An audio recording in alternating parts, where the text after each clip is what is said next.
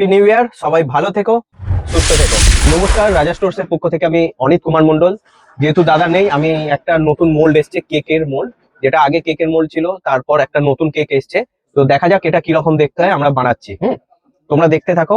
এটাতে আমাদের কি কি লাগবে? হার্ড সোয়া ওয়্যাক্স লাগবে, যেটা লিকুইড হয়ে গেছে, গরম হয়ে গেছে।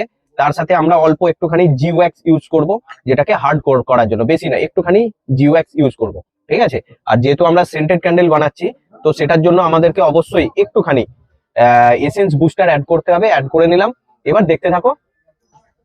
মোল্ডে আমরা সবার প্রথমে এরকম অয়েল স্প্রে লাগিয়ে নেব, করে আমরা মিক্স করে নেব যাতে সব জায়গায় অয়েলটা পৌঁছে যায়।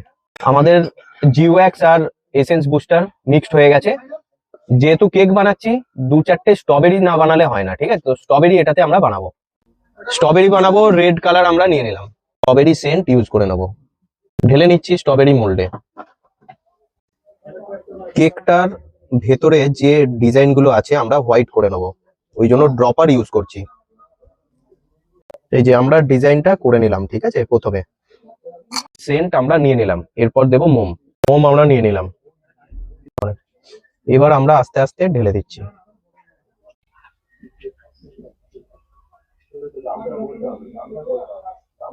কিছুটা জমে যাওয়ার পর আমরা এইভাবে মিডিলে উইকটা আটকে দেবো।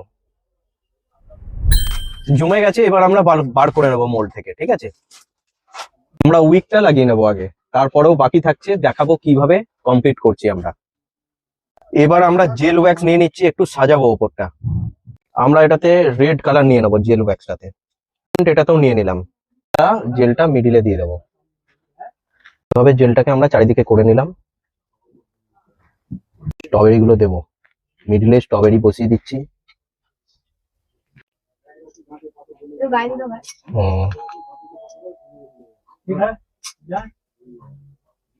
এরকম সাইড দিয়ে দিয়ে আমরা একটু একটু করে ফেলে দেবো, মানে জিনিসটাকে পুরো অরিজিনাল কেকের মতন যেন লাগে। ব্যাস, আমাদের ক্যান্ডেল রেডি হয়ে গেছে।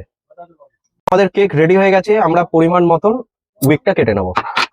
কেক আমাদের রেডি, তোমরাও বানাতে পারবে। এরকম মোল্ড আমাদের কাছে এসে গেছে। তো ঠিক আছে, হ্যাপি নিউ ইয়ার, সবাই ভালো থেকো, সুস্থ থেকো, টাটা।